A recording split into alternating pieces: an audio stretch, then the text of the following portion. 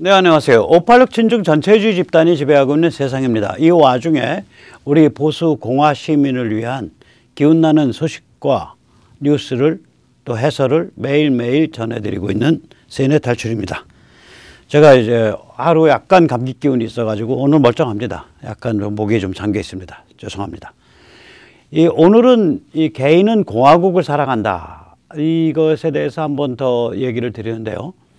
지금 이제 보면은 완전히 이 글로벌리즘 여기 애들이 이제 자기 본색을 드러냈어요. 아주 폐악질이 심합니다. 캐나다의 법무장관이 하는 말이 느닷없이 이 캐나다 사람 중에 이 트럼프 성향 사람들 요번에 트러커 파업했는데 돈 된 사람들 각오해라.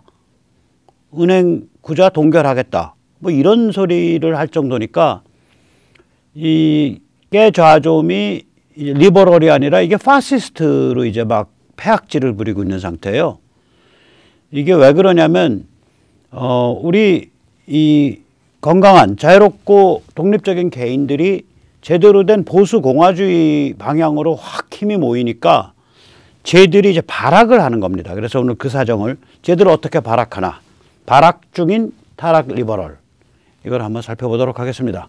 먼저 세뇌 탈출 재활구독료 부탁 말씀 올립니다. 아시다시피 저는 대부분이 일단 광고가 안 붙는 걸로 시작을 해요. 재수가 좋으면 하루쯤 지나서 붙고 재수가 좀 없으면 일주일 열흘 지나서 붙고 또 안 붙기도 합니다. 많이 도와주시기 부탁드립니다. 제가 이제 본격적인 말씀 드리기 전에 제가 우스운 발음을 했죠. 더햄, 듀럼, 스페셜 카운슬. 그러니까 이게 우리말로 참 번역하기가 애매한 직함인데 그 사람을 제가 특별조사위원, 특별조사위 이런 식으로 말을 또 했고 그래서 저 이제 댓글에 또 제 친구들이 지적한 것이 뭐냐면은 저한테 개인적인 친구들이 또 문자 보냈어요. 야, 백모 그거 더햄 아니라 듀럼이야, 듀럼. 제가 좀 짓궂은 데가 있습니다. 제 이름이 박성현인데 SUNGHIUN인데 이거를 이제 미국 사람들이 읽으면 갑자기 숭균 그러고 읽어요. 제가 이제 짓궂은 마음이 드는 게 너희가 나를 숭균이라고 부르는데 내가 너희를 더햄이라고 못 부를까? 그래서 발음 읽을 때 좀 제 멋대로 읽는 그런 게 있어요. 사람 이름 읽을 때. 근데 이제 그런 짓궂은 마음 버리고 겸손하게 앞으로는 확인해서 본토 발음으로 하겠습니다. 이거 확인하는 거 쉬워요. 사실 사람 이름 쳐놓고 구글에서 사람 이름 쳐놓고 프로나운스 하면은 그 이름이 영어로 이렇게 저기 발음하는 그 링크가 나옵니다. 그 이름을. 그래서 무슨 이름이든지 간에 이상한 이름도 얼마든지 사실 본토 발음으로 할 수 있습니다. 앞으로는 제가 확실치 않은 이름들은 본토 발음을 반드시 확인해서 부르도록 하겠습니다. 죄송합니다. 그 다음에 이제 이 사람의 직함을 뭘로 해야 되냐. 이게 특별검사라고 이렇게 말씀하시는 분들이 있는데 이거 특별검사는 아닙니다. 이게 왜 그러냐면 특별검사는 이제 스페셜 어터니라 그래야 돼요. 우리가 이제 어터니라는 게 뭐냐면 소송 대리인이거든요. 그러니까 변호사 중에 자기 뒤에 특정 그러니까 이 클라이언트를 대변하는 상태 그게 어터니입니다. 그러니까 로이어 그럼 변호사 자격이 있다란 뜻이고요. 어터니라 그러면 소송 대리인, 법정 대리인 그런 뜻이 되죠. 그래서 퍼블릭 어터니 그러면은 이제 공중이익 소송 대리인 혹은 공중이익 법정 대리인 그게 검사예요. 그러니까 이 사람을 만약에 특별검사라 그랬으면 스페셜 어터니라 그래야 돼요. 그 얘기 뭐냐면 더햄이 기소까지 권한이 있는 상태예요. 근데 더햄은 기소 권한이 없습니다. 더햄은 스페셜 카운슬입니다. 스페셜 카운슬. 카운슬도 저게 이제 변호사를 뜻하는 말이 있는데 변호사를 뜻하기도 하고 자문 뭐 이런 거 그러니까 지원하는 그런 뜻이 그런 개념이에요. 그러니까 법률 자문 그다음에 그냥 일반적인 고문 이걸 다 카운슬이라 그러죠. 그래서 더햄은 실제로는 아마 특별 자문 혹은 특별 조사관 이렇게 부르는 게 맞습니다. 특별 자문 혹은 특별 조사관. 그래서 더햄의 저기 오피스 이름도 스페셜 프로시큐터스 오피스 혹은 스페셜 어터니스 오피스가 아니라 스페셜 카운슬 오피스입니다. SCO입니다. 그래서 특검과는 좀 달라요. 특검은 기소를 전제로 한 거고요. 이 더햄 같은 경우는 기소 전에 조사 자문이에요. 저게 조사역이에요. 그래서 저는 그런 의미에서 그래서 더햄을 그냥 편하게 부를 때는 스페셜 인베스티게이터, 특별 조사관 이렇게 부릅니다. 영어 신문에서 보면 그 특별 검사는 아닌 것 같고요. 그래서 이거는 제가 말씀드린 대로 그냥 특별 조사관 이렇게 말을 해도 크게 그건 오류는 아니다. 단지 또 더햄이라 그랬네요. 듀럼. 한번 이름이 바뀌면 제가 못 고칩니다. 죄송합니다. 듀럼은 특별조사관, 특별자문관, 뭐 특별법률자문관 이 정도가 맞습니다. 자, 오늘 이제 드릴 말씀 여기 한 페이지로 다 정리됩니다. 저희가 지금 이제 글로벌리즘이냐 보수 공화주의냐 이걸 선택하는 그런 기로에 서 있습니다. 저는 개인이 이제 이 보수 공화주의를 선택하는 그런 추세에 들어섰다라고 봅니다. 그 트랙에 올라섰다고 봅니다. 그걸 상징하는 사건이 트럼프입니다. 트럼프 4년 집권입니다. 보수적 공화주의는 다른 말로 하면 가치지향 주권국가겠죠. 보스죠. Value Oriented Sovereign State. 그거를 가치지향이 바로 보수고 Sovereign State가 공화국이니까. 그래서 보스라고도 말할 수 있고 혹은 좀 더 일반적으로 Conservative Republicanism, 보수 공화주의라고 말할 수도 있습니다. 어저께 잠시 말씀드렸지만 이런 보수 공화주의가 튀어나오게 된 게 왜 튀어나왔냐면 일단 자유롭고 독립적인 개인의 시대가 된 거예요. 우리 시대가. 이 자유롭고 독립적인 개인의 시대가 되기 위한 3대 조건이 있습니다. 어저께 제가 끝날 때 잠깐 말씀드렸지만 너무 중요해서 오늘 다시 반복 말씀드립니다. 우선 첫째는 평화스러운 세계 금융, 무역, 지식, 정보 네트워크가 시작돼야 됩니다. 이게 1948년 가트, 관세 및 무역에 관한 일반 협정에서 시작된 겁니다. 그 이전에는 약육, 강식, 열강, 각축의 그런 시대입니다. 예를 들어서 영국 식민지에서 독일이나 프랑스 사람들이 사업 못하고 또 독일 식민지에서 영국이나 프랑스 사람들이 사업을 못합니다. 그리고 세계는 독립국가 몇 개 없고 전부 식민지로 분할되어 있었습니다. 그런 상태에서 나치 독일과 일제가 발작을 일으켜서 극우 전체주의가 도발을 해서 그게 세계 제2차 대전이 됐고 그것이 1945년 4월경에 이제 유럽에서는 나치의 패망이 됐고 그 해에 8월 달에 일제가 원자폭탄 얻어맞고 패망을 함으로써 극우 전체주의가 끝났죠. 그러고 나서 공산 전체주의는 기승을 부렸단 말이에요. 그 공산 전체주의 분락이 붕괴한 것은 1989년에서 1991년 사이에 일어난 일입니다. 먼저 헝가리, 폴란드, 동독부터 붕괴하기 시작해서 1991년 12월에 소련이 붕괴함으로써 공산 전체주의 분락이 붕괴한 겁니다. 그 다음에 세 번째는 평등한 미디어 파워, 개인 관점, 개인 소통, 스마트폰의 시대가 왔습니다. 2010년입니다. 이 미디어 파워가 이렇게 개인 관점, 개인 소통이 안 돼 있으면 이 개인이 성숙할 수가 없어요. 매스미디어, 조선일보가 정리해 주는 세상, 중앙일보가 정리해 주는 세상, 그 다음에 KBS가 정리해 주는 세상, MBC가 정리해 주는 세상, CNN이 정리해 주는 세상, 워싱턴 포스트가 정리해 주는 세상, 그거를 금과 옥조로 진실로 떠받들고 산다면 이미 개인이 아니에요. 개인은 자기 관점을 가진 존재가 개인이에요. 그거는 니체의 말입니다. 그러면 그렇게 사람들이 자기 관점을 가지고 있으면 사람들이 다 그런 사람들이 사회에 상당 그 비중을 차지하고 있으면 그 사회는 전체적으로 진실을 향해서 수렴합니다. 그건 철학자 키에르케가르가 한 말입니다. 그래서 우리가 매스미디어가 언제 극복됐냐, 언제 매스미디어의 마지막 꽃이 언제 핀 거냐면은 이게 저 때입니다. 그러니까 DVD, CD 나올 때요. DVD, CD 플레이어. 내가 원하는 시간에 내가 보니까 이거 퍼스널 미디어, 개인 미디어 같이 보이죠? 아니죠. 그 컨텐츠 아무나 못 만들죠. 천북 기억하시잖아요. 아마 그때 전국에 비디오방이 한 3, 4만 군데 이상 있었을 거예요. 그 비디오방 가서 비디오 빌려다가 보는 게 사람들 낙인데 그 비디오는 전부 헐리우드나 영화사에서 만든 매스미디어, 매스 컨텐츠 만드는 데서 나온 비디오죠. 그때가 거의 피크죠. 그래서 한 1980년대까지만 해도 사람들한테 무슨 얘기하면 야 그거 말도 안 되는 소리 하지 마 그러면 야 그거 신문에 났어 신문에. 그러니까 요새 이제 신문에 난 소리냐라고 말할 땐 야 그거 책임을 질 수 있는 사람이 주장한 소리냐 아니면은 막 누가 지어낸 소리냐지 그 소리 자체가 진실이냐 아니냐를 묻는 게 아니잖아요. 근데 그때는 한 3, 40년 전에는 신문에 났다 그러면 그건 진실이에요. 요새는 예를 들어서 신문에 났다 그러면 이건 진실이냐 아니냐가 아니라 법적으로 책임질 수 있는 자가 주장한 거야? 그걸 묻는 거죠.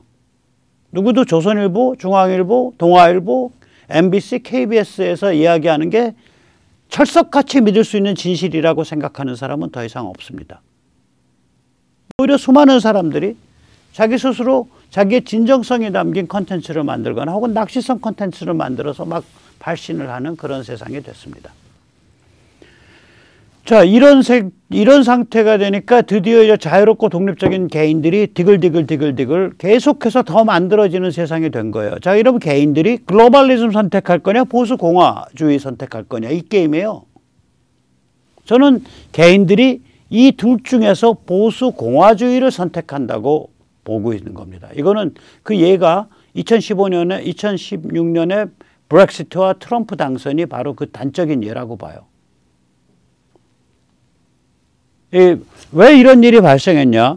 내가 보기엔 글로벌리즘이 너무 과욕을 부린 거예요. 친중 글로벌리즘 해서 미국 사회 거덜내고 중국 키워주고 그 다음에 유럽 사회 거덜내고 중국 키워주고 세계를 아주 잘 사는 다이아몬드 숟가락 물은 사람들이 쪼물락거리려고 들고 이런 상태를 개인들이 염호하는 거예요. 그래서 국가를 강화하자. 주권 국가를 강화하자. 가치지향 주권 국가로 강화하자. 이 흐름이 쫙 번져 나온 거예요.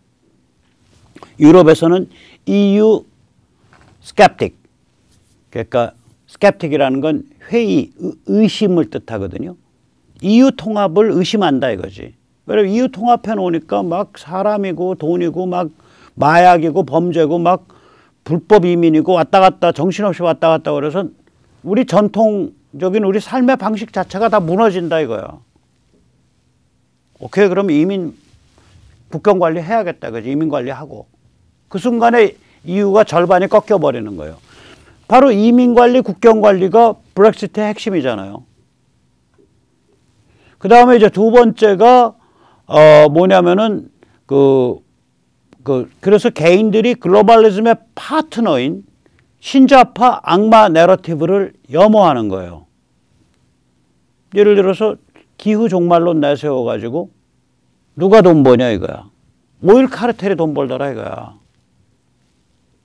저는 솔직히 말하면 시간 좀 있으면 바이든과 푸틴의 짜고 치는 고돌이라고 봅니다. 저거. 우크라이나 사태. 저렇게 하니까 석유값 튀거든요. 석유값 튀잖아요. 바이든과 푸틴이 짜고 치는 고돌이에서 푸틴은 푸틴대로 러시아는 석유 많이 수출하는 나라니까 돈 벌고 오일 카르텔은 오일 카르텔대로 돈 벌고. 그래서 이 기후변화 같은 것도 결국 기후종말론도 가만히 보고 있으면은 오일 카르텔을 죽이는 게 아니라 오일 카르텔을 돈을 벌게 만들어줘요. 왜냐면 유정을 개발 안 시키니까. 셰일 혁명 못하게 막아버리니까. 그런데 이른바 이재명이 잘난 체하고 떠든 RE100. RE100이라는 게 뭐냐면은 신재생 에너지 100%. 그때 신재생 에너지라는 게 뭐 풍차 돌고 태양광 패널 깔고. 아니 풍차랑 태양광 패널로 에너지 100%를 어떻게 맞추냐고.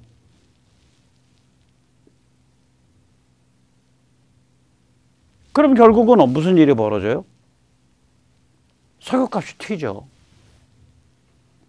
화석연료를 악마화시켜서 석유 개발을 못하게 하고 셰일 개발을 못하게 하면 그게 신재생 에너지가 그걸 메꿔주지 못하니까 석유값이 튀는 거예요.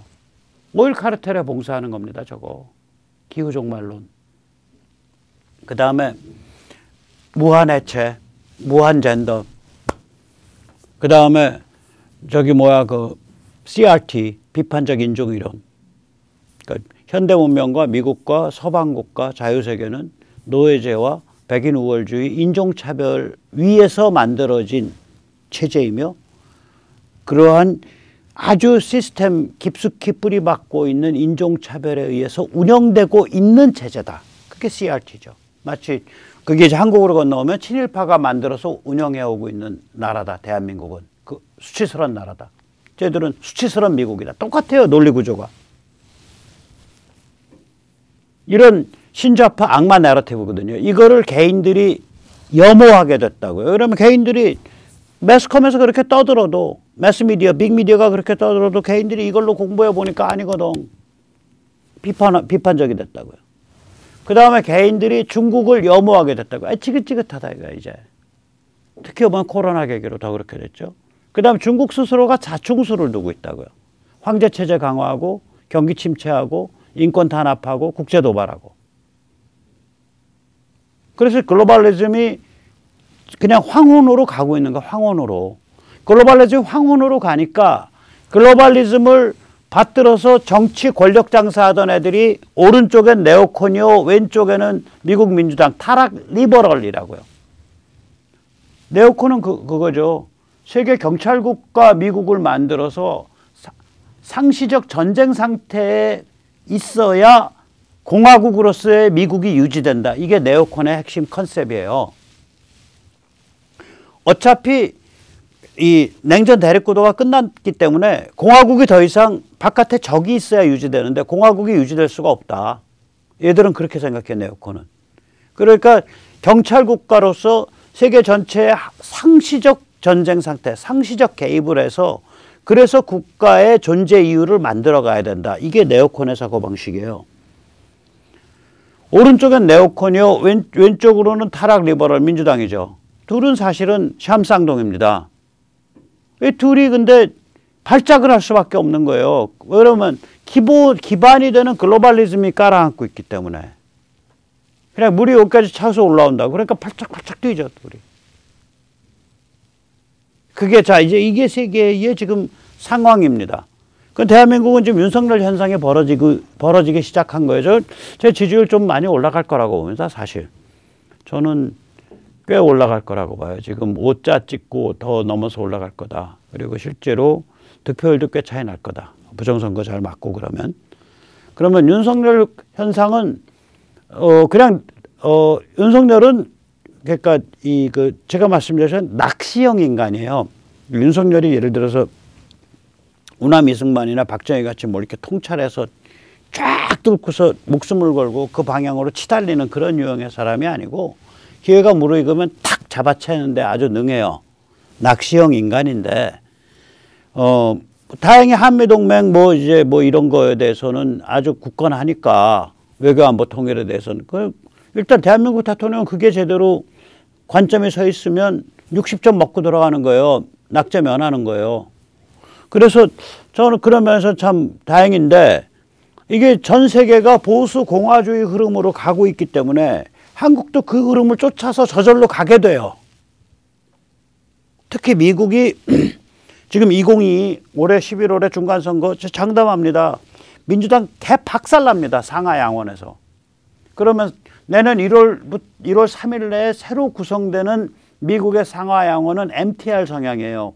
마가 트럼피즘 신공화 주류 MTR 성향이고 그 다음에 행정부와 백악관은 바이든 글로벌리스트 민주당 타락 리버럴이라고요. 타락한 리버럴들. 이건 옛날 저 같은 제대로 된 클래식 리버럴, 고전 리버럴 관점에서는 저건 리버럴도 아니고 사실은 좌파 찌끄레기들이에요. 자, 그러면 거기다가 이제 우리랑 직결되어 있는 국무부와 CIA, 뭐 국방부 이런 데는 어마무시한 공룡 사이즈의 늘공 집단이에요, 저기가. 어마무시한 공룡 집단의 늘공 사이즈고 저 관성이 있었다고요. 저게 관성이 친중 글로벌리즘 관성인데 관성이 많이 이제 약화됐을 거예요, 저기가. 이게 한 30년 동안 친중 글로벌리즘으로 쭉 가니까 그 관성이 있죠, 당연히. 그게 트럼프 때 몸살하면서 그리고 바이든도 친중으로 확 돌지를 못했으니까 그 관성이 많이 약화되어 있다고요. 우리한테는 다행이죠. 자, 그러면 우리는 이걸 어떻게 처리해야 되냐 도대체. 우리는 어떻게 해야 되냐 이런 문제가 있는 거예요. 저는 이렇게 생각을 합니다. 저같이 뭐 공직이나 국회나 이렇게 갈 필요가 없는, 또 가고 싶은 마음이 없는 제안은 이 글로벌리즘, 친중 글로벌리즘, 떠나가서 친중을 버렸죠. 지금은 글로벌리즘, 그다음 악마 내러티브, 여기에 대한 맹공을 퍼부으면서 미국에서 일어나고 있는 보수 공화주의 흐름과 궤를 같이 해서 동맹관계를 구축해야 돼요. 그러니까 공직을 안 가도 좋다, 빚 못 봐도 좋다라고 생각하는 지식인들은 그걸 해줘야 돼. 그 대신에 공직에 있는 자들, 정당에 있는 자들, 국가에 있는 자들은 그 톤을 낮춰서 표현해야 돼요. 윤석열이나 대통령이나 장관이나 국회의원들은 그 톤을 낮춰야 돼요. 왜냐하면 미국이 둘인데 둘 중에 하나의 노선을 우리가 미국의 정치혁명을 대리해주는 국가가 아니잖아요. 니들 정치혁명 해. MTR 대 그 글로벌리즘, 보수공화 대 글로벌리즘 해. 어떨 땐 여기가 이거, 어떨 땐 여기가 왔다 갔다 하면서 하고 있네. 오케이, 해. 근데 그건 그거고, 우리랑 너희 사이에는 전략적인 기본적인 동맹관계가 있으니까 이거는 너희가 내부적으로 어떻게 정치 색깔이 바뀌든 우리는 동맹관계 굳건히 가자. 이거는 국회의원이나 대통령은 그런 식으로 가야지. 관리는. 반면에 저희 같은 재야 민초 지식인들은 거의 무슨 글로벌리즘, 바이든, 타락 리버럴 좌파 찌끄러기들은 거의 중국 공산당 취급하듯이 취급해버려야 돼요. 두 길로 다뤄야 됩니다. 미국을. 제가 지금 천기누설하고 있는 거예요. 미국을 두 길로 다뤄야 돼요. 미국을 두 길로 다뤄야 돼요. 하나는 그 미국의 썩어 문드러진 그 글로벌리즘, 악마 내러티브, 좌파 찌끄레기, 그 신좌파, 여기에 대해서는 저기야말로 악의 최종 근원이다라고 생각하고 아주 적대적으로 공격해야 하고, 거기에 대항하는, 거기랑 싸우고 있는 미국 내의 보수 공화주의, 저기는 우리 친구야.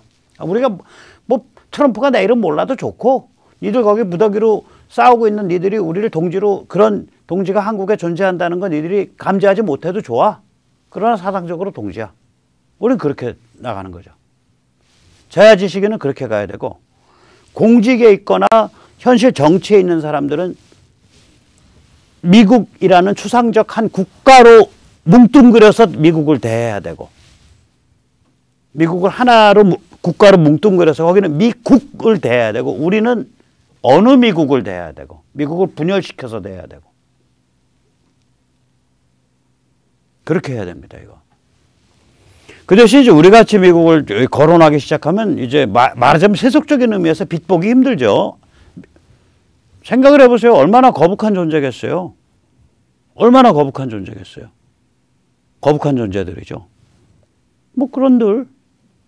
네가 거북한 거고, 우리는 나는 내가 눈으로 보는 그 진실을 얘기해야 직성 풀리겠다 이거죠. 자, 제가 아까 말씀드렸잖아요. 얘들이 민낯이 드러나고 있는 거예요. 이 글로벌리즘이 퇴조하고 있으니까 그거 위에서 서 있는 얘들이 이제 물이 차서 여기 이제 질식을 하냐 마냐 그러니까 팔짝팔짝 뛸 수밖에 없죠. 기후종말론. 요새 아주 그냥 살벌하게 민낯을 드러내고 있습니다.